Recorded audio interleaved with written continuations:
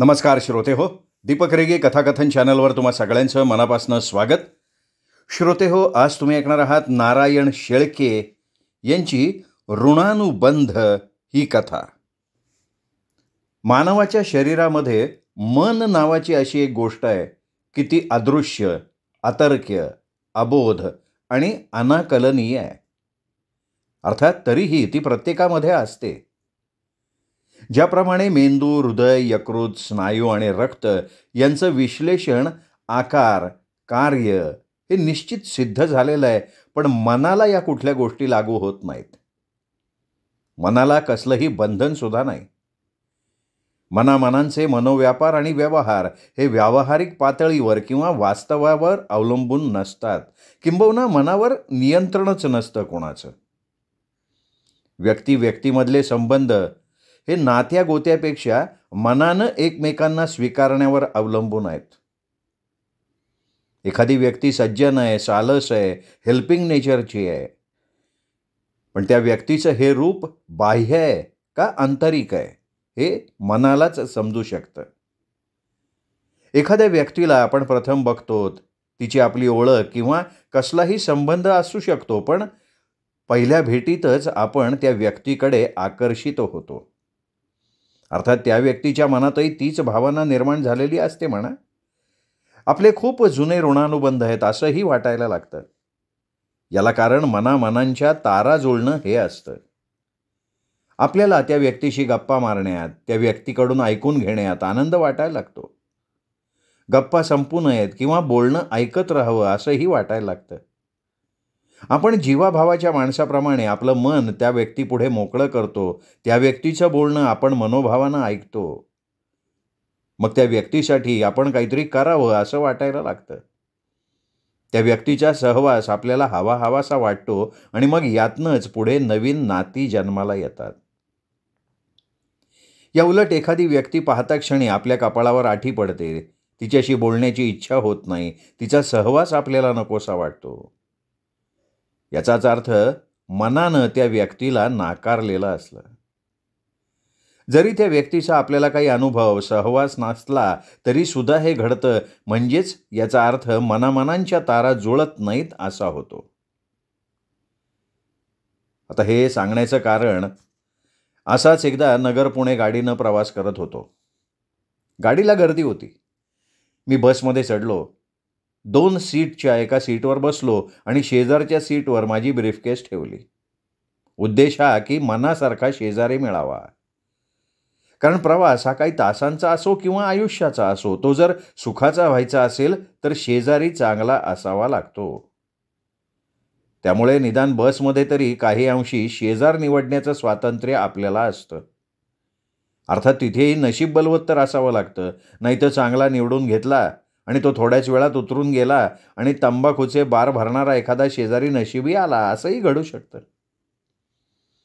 एक 25 वर्षांची तरुणी आपल्या हातातल्या 2 वर्षाच्या मुलाला एका हातात सावरत आणि दुसऱ्या हातात पिशव्या सावरत बसमध्ये चढली. तिचं माझ्या शेजारच्या सीटवर लक्ष गेलं. काका, इथे कोणी बसलंय? नाही, बसा ना आपण. मी म्हणालो तिला, जरा याला घ्या बरं. असं म्हणून तिने माझ्या संमतीची वाट न बघता त्या बाळाला माझ्या स्वाधीन केलं. तिने एका रॅकवर पिशवी ठेवली आणि दुसरी पिशवी सीट खाली पायाजवळ ठेवली. नंतर तिने रुमालानं तोंड पुसलं आणि मला खेटून ऐस बसली. एका अनोळखी पुरुषाशेजारी आपण बसलोय आणि उगाचच अंग चोरून आपण किती सोवळ्यात आहोत याचं तिने प्रदर्शन नाही केलं. मला तिचा हा निसंकोचपणा आवडला. नाही तर उगाचच सरकायचं, आकसायचं आणि शेजारच्या माणसावर अविश्वास दाखवून त्याच्यात अपराधीपणाची भावना निर्माण करायची. तिने तिचं बाळ स्वतःकडे घेतलं आणि रिलॅक्स होत म्हणाली, खरं म्हणजे विनायक दादा आम्हाला सोडवायला पुण्यात येणार होता, पण वीणा वहिनींच्या मनात ते नव्हतं. म्हणतात कशाला हवी आहे सोबत? वंस, आता तुम्ही पुणेकर झालात तेव्हा चुकायचा प्रश्नच नाही. शिवाय तुम्ही दिवसाढवळ्या प्रवास करताय. मग काय, इथे बसायचं, तिथे उतरायचं. रिक्षात बसलात की थेट घराच्या दारात. पण वहिनींना हे कळायला पाहिजे ना की माझ्याजवळ 2 वर्षांचं मूल आहे. एवढा जर तिला नवरा जवळ पाहिजे होता तर मला सोडून तो लगेच नगरला येऊ शकला असता ना. तुम्हाला सांगते, माझा दादा त्याच्या लग्नाच्या आधी असा नव्हता. त्याचं खूप प्रेम होतं माझ्यावर.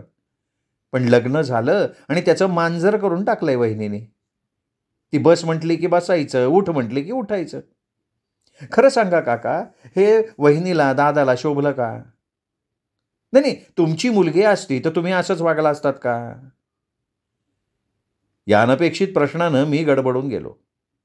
त्या अनभिज्ञ विनायक दादा आणि वीणा वहिनीचं नेमकं काय चुकलं आणि खरंच चुकलंय का याचा निकाल देण्याची वेळ माझ्यावर आली.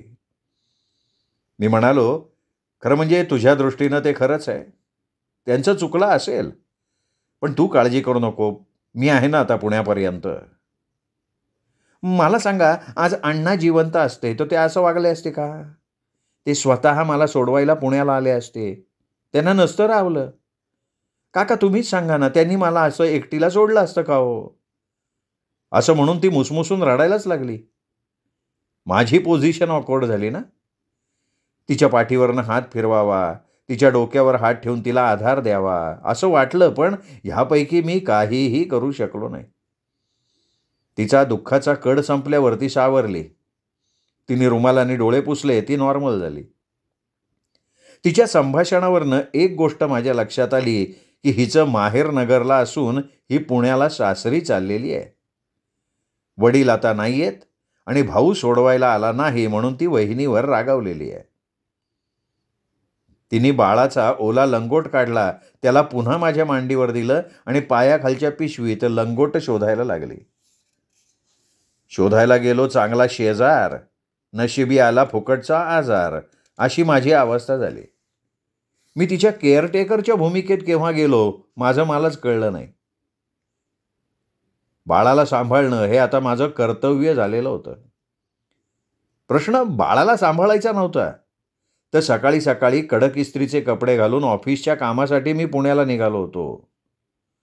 त्या कपड्याचं पुण्यापर्यंत दुपटं होतंय का काय याची मला भीती वाटायला लागली होती. पण तिच्या ते गावीही नव्हतं. आणा इकडे, त्याला लंगोट घालते. तिच्या हालचाली धसमुसळेपणाच्या असल्यामुळे मी बसल्या बसल्याही धक्के खात होतो. अर्थात तिच्या दृष्टीने या हालचाली स्वाभाविक होत्या, सहज होत्या. खरं सांगू का, प्रशांतचा आणि माझा प्रेमविवाह, पण आंतरजातीय विवाह असल्यामुळे आमच्या घरच्यांचा मात्र विरोध. अहो, मी ब्राह्मण आणि प्रशांत 96 कुळी मराठा. प्रशांतकडचे लोक सुधारक तर आमच्याकडचे कर्मठ रूढी परंपरावादी. लौकिकदृष्ट्या हे जरी खरं असलं तरी प्रेमवीर असल्या गोष्टींचा विचार करत नसतात ना. खरं म्हणजे परमेश्वरानं 2च जाती निर्माण केले, नर आणि मादी. बाकी सगळं मानव निर्मित आहे. तुम्हीच सांगा काका, त्यात आमचं काय चुकलं हो? नाही नाही, चुकलं असं कोण म्हणेल, खरं आहे तुझं. तुम्हाला सांगते, माझं हे प्रेम प्रकरण जेव्हा घरी कळलं ना, तेव्हा आमच्या घरच्यांनी आकाश पाताळ एक केलं. मग काय व्हायचा तो परिणाम झाला. माझी नोकरी आणि फिरणं बंद. वैशी, म्हणजे तू नोकरी करत होतीस? हो, मी चिंचवडला एका खाजगी कंपनीत नोकरीला होते. प्रशांत रोज त्याच्या व्यवसायानिमित्त चिंचवडला यायचा. रोज सकाळी 8:30च्या लोकलला तोही असायचा. रोजचं एकत्र जाणं येणं, मग त्यातनं ओळख झाली. ओळखीतनं एकमेकांसाठी थांबणं, आतुरतेनं वाट बघणं, भेट न झाल्यास हुरहुर, ठरलेली भेट चुकली तर कुरकुर, हॉटेलिंग, सिनेमा, या गोष्टी ओघानं आल्यास ना. आणि सगळ्यात शेवटी काय, तर एकमेकांशी लग्न करण्याच्या आणाभाका. अहो, कसं छान चाललं होतं. पण त्यानं संतोषचा विघ्न संतोषीपणा नाडला. मी पुण्याला हॉस्टेलवर राहत होते. हा संतोष नगरहून चिंचवडला कशाला कडमडला कोणास ठाऊक. कोण कोण आहे हा संतोष? अहो, आमच्या शेजारच्या बिल्डिंगमध्ये राहणाऱ्या देवटेंचा देवटा चिरंजीव संतोष. 10वीला 4 वेळा आणि 12वीला 2 वेळा गचकून शाळा सोडलेला. आणि शेवटी गावात पोळ म्हणून सोडला होता त्याला. काम नाही धाम नाही, गावभर टिवल्या बावल्या करत फिरायचा. आम्ही चिंचवडच्या वैभव थिएटरमधनं बाहेर पडताना त्यांनी बघितलं आणि आमच्या घरी येऊन पचकला. मग फुटलं आमचं भांडं. आणि मग मगाशी सांगितलं तशी नजर कैद आली नशिबात. आमच्या गाठी भेटी बंद. काका, माझी अवस्था ना पाण्याबाहेर काढलेल्या माशासारखी झाली. पण प्रशांत हार मानणाऱ्यापैकी नव्हता. त्याला न सांगता हेही कळलं सगळं. आणि प्रशांतची मावशी ना नगरला तेली खुंटाजवळ राहते. तो तिथे आला आणि मावशीच्या मदतीनं माझ्याशी संपर्क साधला. त्यांनी काय केलं असेल सांगा बरं काका तुम्ही? नाही नाही बुवा, मला नाही सांगता येणार, तूच सांग. मी सपशेल हार पत्करले. अहो, त्यांनी सगळ्यात आधी आमच्याकडे येणाऱ्या भांडी घासणाऱ्या बाईला गाठलं. तिला सगळी अडचण समजावून सांगितली. तिने मदत करायचं मान्य केलं की. मग काय, माझे निरोप प्रशांतला आणि प्रशांतचे किंवा त्याच्या मावशीचे निरोप घर बसल्या मला बिनभोभाट मिळायला लागले. दरम्यान आईवडिलांनी माझ्यासाठी वरसंशोधन मोहीम सुरू केली आणि तिकडे प्रशांतने आमच्या लग्नाची तयारी सुरू केली. लग्न पुढच्या महिन्यात करायचं निश्चित झालं. कार्यालय बुक झालं, वधूवराचा बस्ता, वधूचे दागिने याची खरेदी झाली, पत्रिका छापून झाल्या. दोन्हीकडचा खर्च, कन्यादान, प्रशांतच्या घरचे सगळा खर्च करणार होते. लग्न पुण्याला होणार असल्यामुळे नगरच्या म्हणजे माझ्या घरच्यांना हे सगळं कळायला मार्गच नव्हता. लग्नाच्या दिवशी सकाळी 7 वाजता मी अंगावरच्या कपड्यानिशी तयार राहायचं. बरोबर 7 वाजता कार दारासमोर उभी राहणार. प्रशांतची बहीण मला मैत्रीण म्हणून हाक मारणार आणि मी सरळ कारमध्ये जाऊन बसायचं. बरोबर प्रशांतचे 3 मित्रसुद्धा आले होते. कदाचित विरोध झाला तर बळजबरीनं मला पळवून न्यायला. पण तसं काही घडलंच नाही. कारण काय घडलं हे कळायच्या आधी आमची कार पुण्याच्या दिशेनं धावायला सुद्धा लागली. 12 वाजताचा मुहूर्त होता. 10 वाजता पुण्यात पोचलो आम्ही. 2 तासात सगळी तयारी झाली. मी 12 वाजता बोहल्यावर चढले आणि आमचा विवाह निर्विघ्नपणे पार पडला. काका, कशी काय वाटली स्टोरी? तिने मला हसत कोपरानं ढोसत विचारलं. फॅन्टॅस्टिक, अगदी सिनेमात शोभेल अशी. पण पुढे तुझ्या घरच्यांच्या प्रतिक्रिया काय झाल्या? मी अगदी उत्सुकतेनं विचारलं. काय व्हायचं आहे? जे सिनेमात किंवा कथा कादंबऱ्यात होतं ना तेच झालं. आम्ही दोघं सज्ञान होतो. बाबा सुज्ञ होते. त्यांनी स्वीकारलं आमचं लग्न. पण आईला ते मान्य व्हायला वेळ लागला. झाले पूर्वीसारखे संबंध सुरळीत झाले. दादा वहिनींना ते मनाविरुद्ध मान्यच करावे लागले. वडील मागच्या वर्षी गेले हार्टफेलने. काका, माझं सासर श्रीमंत आहे. एकत्र कुटुंब आहे. घरात माणसांचा राबता आहे. बंगला, गाडी, नोकर चाकर सगळं काही आहे. सुरुवातीला त्यांच्या चालीरीती पद्धती शिकताना तडजोड करावी लागली. पण आता आपण लग्न केलंय त्या सगळ्या गोष्टी शिकायला हव्यात, हो की नाही? मला आधी नॉनव्हेज आवडत नव्हतं, पण आता मी ते करायला शिकले. इतकंच काय, अधूनमधून खाते सुद्धा. प्रशांतच्या घरच्यांच्या सारखं बोलायला, वागायला, राहायला शिकले. तिची बडबड चालूच होती. किती सांगू आणि काय सांगू अशी तिची अवस्था झाली होती. ती मनसोक्तपणे तिचं मन माझ्यासमोर मोकळं करत होती. आता बाळ झोपला होता. तिने त्याचं डोकं आपल्या मांडीवर आणि पाय माझ्या मांडीवर ठेवले होते. तो घसरू नये म्हणून मी त्याचे पाय हलकेच धरून ठेवले. मलाही खिडकीतून येणाऱ्या सुखद गारव्यामुळे पेंग यायला लागली. ही गोष्ट तिच्या लक्षात आली आणि तिने तिचं बोलणं आवर्त घेतलं. आणि मग तीही मागे रेलून डोळे बंद करून रिलॅक्स झाली. गाडीच्या धक्क्यामुळे तिची मान माझ्या खांद्यावर विसावायची, पण ती अर्धवट झोपेत असल्यामुळे स्वतःला सावरून घ्यायची. पण काही वेळानं मात्र गाढ झोपेमुळे ती माझ्या खांद्यावर झोपली. मीही तिची मान तशीच राहू दिली. कोणा त्रयस्थ व्यक्तीला हे दृश्य बघून, हे प्रेमाचं नातं बघून कौतुक वाटलं असतं. वडील, मुलगी आणि नातू यांनी एकमेकांवर टाकलेला गाढ विश्वास आणि 3 पिढ्यांचं सुखी मिलन बघून एखाद्याला हेवाच वाटला असता. मी मनाशी विचार करत होतो.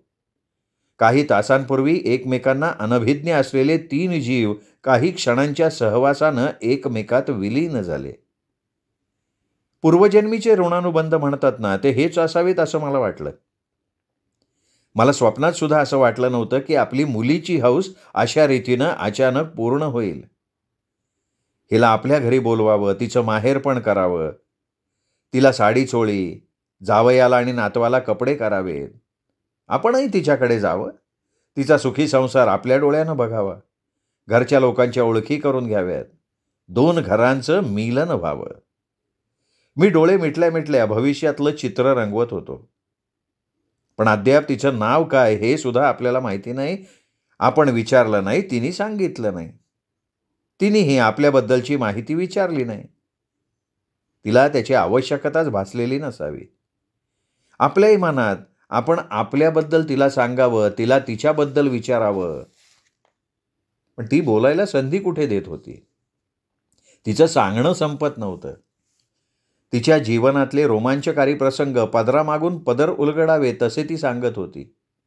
तिची ती मालिका संपतच नव्हती, त्यामुळे आवश्यक त्या खाजगी गोष्टींची माहिती होतच नसते.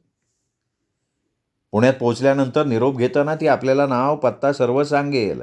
न्यायला आलेल्या प्रशांची ओळख करून देईल. आपल्याला मग आग्रहानं तिच्या घरी बोलवण्यात येईल. आपणही तिला, प्रशांतला घरी बोलवू. आपल्या पत्नीला सुद्धा या नव्या नातेसंबंधांमुळे आनंद होईल.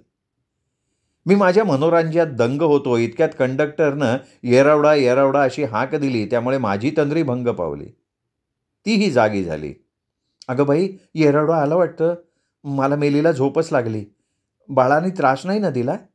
तिने विचारलं. मी म्हणालो, नाही, शांत झोपला होता. तिने त्याला पुन्हा आपल्याकडे घेतलं. सीटवर मांडी घालून, माझ्याकडे पाठ करून तिने बाळाला अंगावर पाजलं आणि पुन्हा माझ्या हवाली केलं. सीट खालची पिशवी ओढलून त्यातनं कंगवा काढून तिने केस सारखे केले. चेहऱ्यावर पावडरचा बोळा फिरवून कपाळावर टिकली चिकटवली. नंतर लिपस्टिकची कांडी काढून ओठावर हलकेच फिरवली. हे सगळं मी बसल्या बसल्या कौतुकानं बघत होतो. आता तिच्या चेहऱ्यावर टवटवीतपणा येऊन प्रवासाचा शीण नाहीसा झाला होता. इतक्यात बाळानं माझ्या मांडीवर मनसोक्त शू केली. ती शर्ट पॅन्टच्या आतून माझ्या मांडीवरून पायाकडे व्हायला लागली. अगं, यांनी शू केली वाटतं. मी आकसलेल्या चेहऱ्यानं म्हणालो. अरे काय रे हे? काकांच्या मांडीवर शू करून त्यांचे कपडे खराब केलेस का तू? असं म्हणून तिने त्याला घेतलं. तर त्याने नुसती शू केली नव्हती, तर शी सुद्धा केली होती. ती पातळ पिवळी धमक शी माझ्या पांढऱ्या शर्टवर पडून शर्ट पिवळा झालेला होता. अगं बाई, काय म्हणावं या पोराला? काका, अहो तो असं काही करेल असं वाटलं नव्हतं. थांबा, मी पुसते. असं म्हणून ती एका फडक्यानं शी पुसायला लागली. पण तो डाग निघायच्या ऐवजी पसरायला लागला. एवढ्यात शिवाजीनगर बसस्टँड आलं. तिने खिडकीतनं खाली बघितलं आणि म्हणाली, अहो प्रशांत, मी इकडे, या खिडकीशी या. तो खिडकीजवळ आला. तिने खिडकीतनं आपल्या पिशव्या त्याच्याकडे दिल्या आणि बाळाला घेऊन ती अच्छा म्हणून बसच्या खाली उतरून गेली सुद्धा. मी खिडकीतून त्या दोघांच्या पाठमोऱ्या आकृतीकडे पंक्चर झालेल्या चेहऱ्यानं पाहत होतो. मी भानावर आलो. आपण या 3 तासात जे अनुभवलं तो सिनेमा होता का नाटक? पण त्यात आपली काकाची भूमिका होती हे मात्र सत्य आहे. आणि त्याचा पुरावा म्हणजे ओली झालेली पॅन्ट आणि पिवळा झालेला शर्ट.